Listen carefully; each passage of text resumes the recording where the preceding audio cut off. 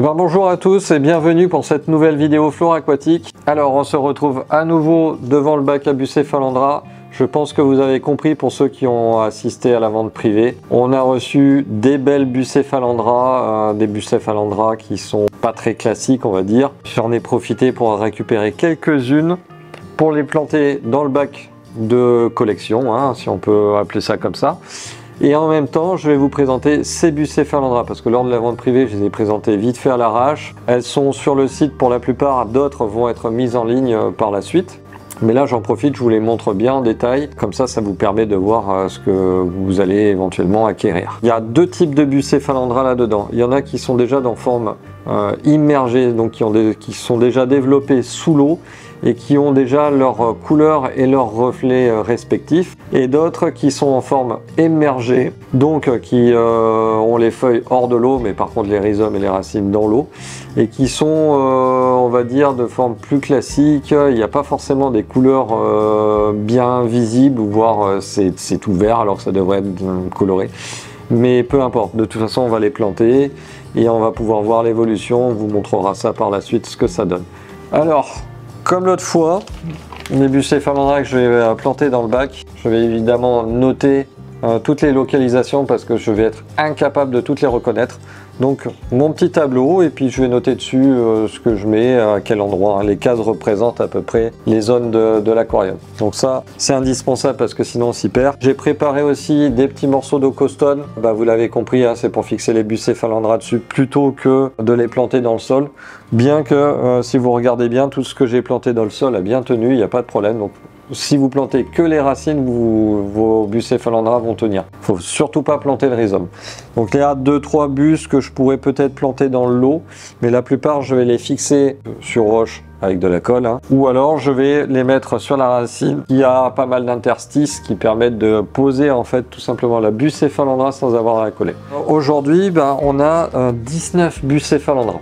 Il y en aurait eu une vingtaine, la 20e, mais c'est l'Angel Red. En fait, elle a été vendue comme du petit pain et il en reste plus. Je suis malheureux, hein, je ne pourrais pas en mettre dans le bac. Alors on aura évidemment des réassorts, peut-être pas régulièrement parce que c'est pas évident d'avoir toutes ces plantes, mais des réassorts de temps en temps on en aura. Et j'espère en profiter pour récupérer celle-là qui est assez jolie, hein. L'effet rouge a plu à tout le monde. On part sur la première, donc j'envoie la main et on est sur une Brownie Tiger. Elle est assez jolie, c'est dans la série des Brownies, avec des reflets rouge violacé. Alors Tiger, je ne sais pas pourquoi, peut-être parce qu'il va y avoir un effet Tiger sur la feuille. Là, je sais pas. Je suis pas assez expert en la matière. Je vais l'exposer sur une racine. On va voir quelle place on va lui allouer et il faut bien que je pense à noter tout ça, sinon je vais me faire avoir. Je vais la mettre sur une roche. Donc l'avantage des Eau-Costone, et c'est pour ça que je les avais choisis, c'est qu'elles ont des trous et ces trous là sont super pratiques. Je vais le mettre à la main. Ils sont tout simplement pratiques pour implanter les Bucephalandra. Ensuite, la Bucephalandra suivante, c'est une Brownie Purple avec des reflets violets. Alors celle-là, elle est donc cultivée en émergé, donc on voit pas bien. Il y a des petits reflets légers, mais c'est pas du tout affirmé. Donc là, il va falloir attendre qu'elle se développe en forme évidemment immergée. Donc celle-là, j'ai envie de la coller, à moins que je lui trouve une place. Il y a moyen de lui trouver une belle place d'ailleurs. Allez. Alors j'ai coupé le filtre, vous avez compris. La Brownie Phoenix. Alors pareil, c'est une culture émergée, donc on voit pas grand chose. Je ne sais pas du tout ce que la plante va donner une fois en forme immergée, donc je peux même pas vous en dire plus, j'en sais pas plus. Par contre c'est une plante assez dense, donc ça peut être assez sympa. Alors le collage sur roche, hein, on prépare les roches à l'avance, donc je les ai nettoyées. Elles sont déjà séchées. Là, j'essaye un petit peu de sécher les rhizomes. Ça permet à la colle de prendre un petit peu mieux. Ensuite, on applique un peu de colle sur la roche. Il ne faut pas non plus un gros pâté, hein. On fait le collage. On attend un petit peu que ça prenne. On va lui laisser un petit temps de séchage. et après on va la placer. Donc je l'isole en attendant, le temps que le collage se fasse. On passe à la brownie brown, donc certainement qu'elle va devenir un petit peu plus marron une fois immergée. Hop, donc celle-là je vais la placer directement dans un interstice. L'interstice de tout à l'heure qui m'avait posé problème, je vais le mettre directement là. Alors comme ce sont des Bucephalandra un petit peu de belle sélection, hein, elles sont vendues au rhizome et pas au pot. Un pot ça contient 2 à 3 rhizomes, là il n'y a qu'un seul rhizome. Donc c'est vrai, elles sont un peu plus chères, elles sont pas standards, on n'arrive pas à les trouver n'importe où. Donc du coup là elles sont vendues au rhizome. Donc là c'est sec, hein, ça tient, il n'y a pas de souci, on peut l'immerger.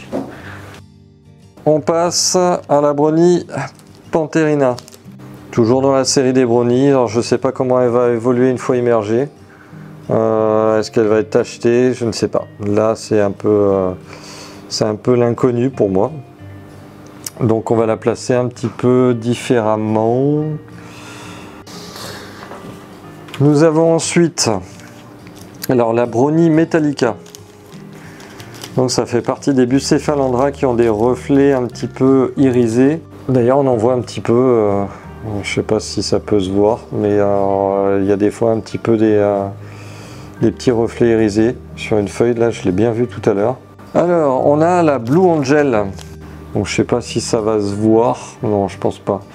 Elle a des reflets un petit peu bleutés, une tendance bleutée. On le voit un petit peu sur des tiges et selon les angles. Donc ça c'est assez sympa. Et on a la black juste à côté. Là vous voyez, elle est déjà un petit peu plus sombre. C'est vrai qu'elles ont un dessin de feuille assez classique, mais par contre elles ont vraiment de beaux reflets. Allez, je vous présente mes préférés. Une variegata long leaf. Alors celle-là, je l'avais montré d'ailleurs je crois à la vente privée. Elle a donc des varigations. Les varigations, c'est des zones, on va dire, décolorées qui sont éclaircies, où la photosynthèse de la plante ne se fait pas. Alors là, ces zones-là sont violettes, mais bien souvent elles sont blanches ou légèrement jaunes.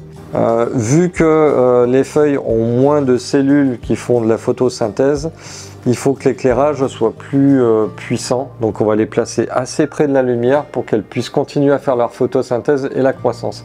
Si on les place à des endroits trop sombres, la plante va se maintenir, mais va avoir une croissance relativement lente, voire finir par dépérir. Donc le but du jeu, c'est vraiment de les exposer à la lumière. Les Bucephalandra sont pas très exigeantes en lumière, mais on va dire que celle-là, on va pas se rater. Donc je les mets très près de la lumière. On a sa petite sœur, qui est la variegata round leaf.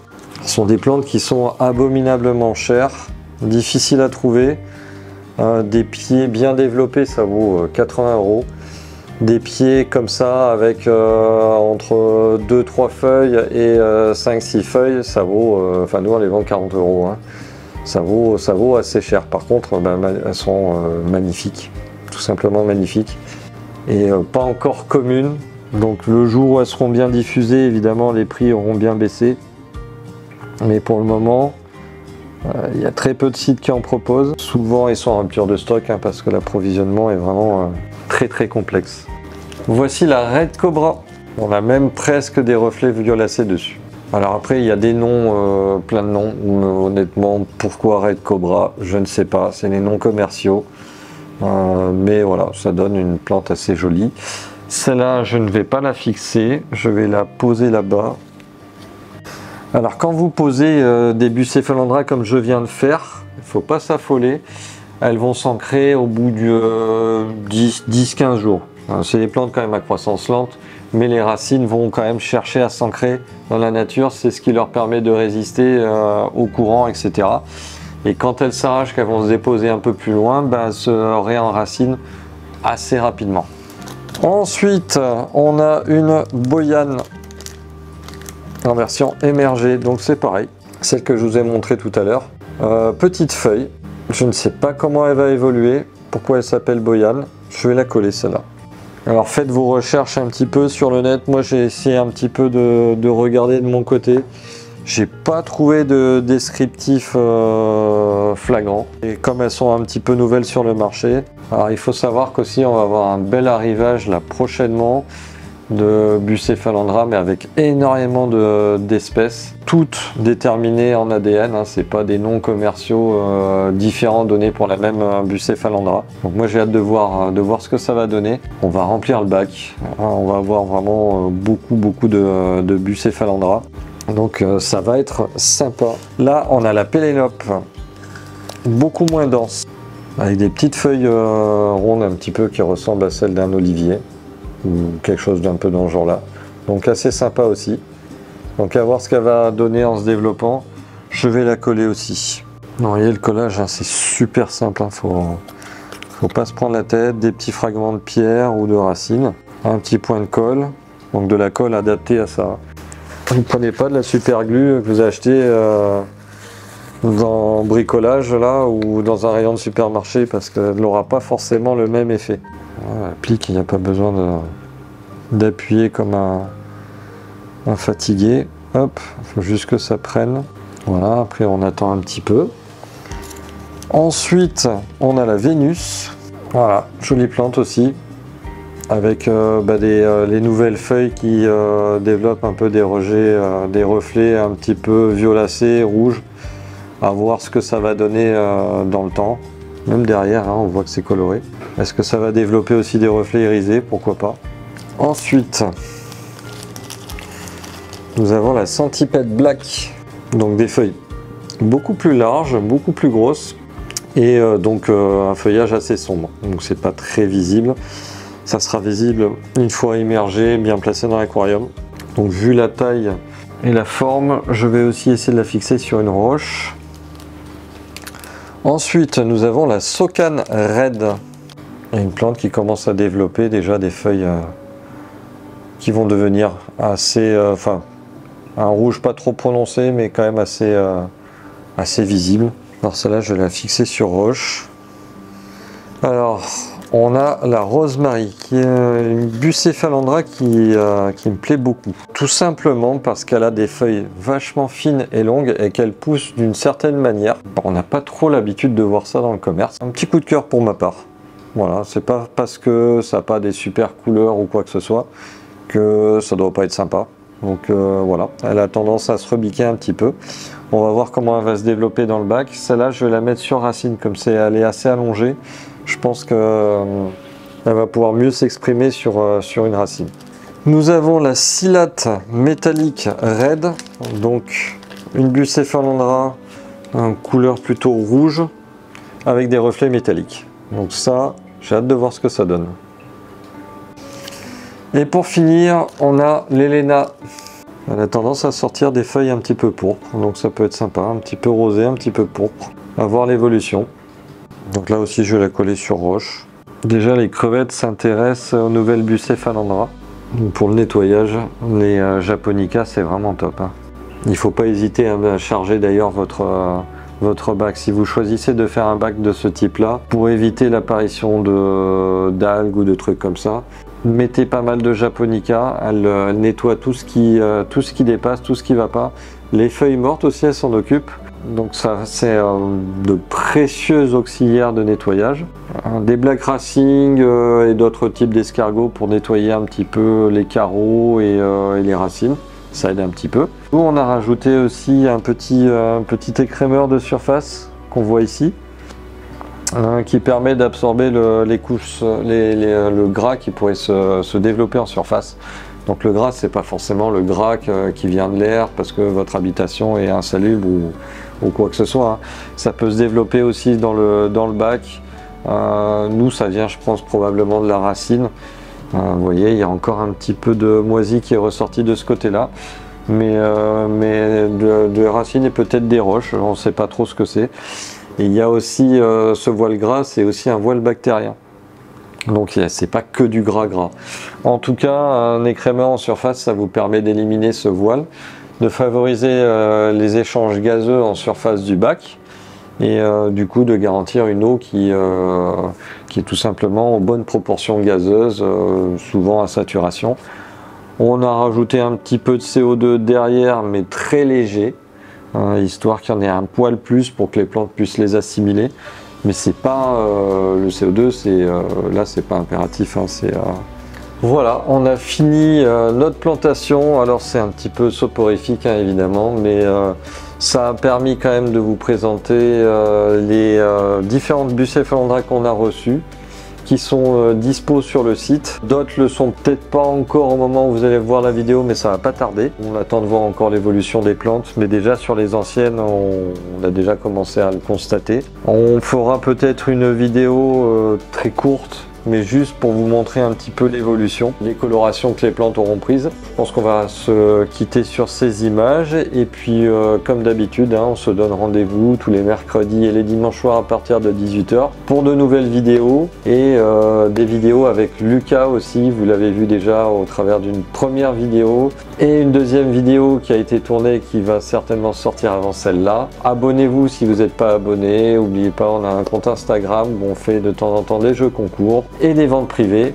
On a notre chaîne YouTube que vous êtes en train de regarder. Profitez-en et puis à bientôt.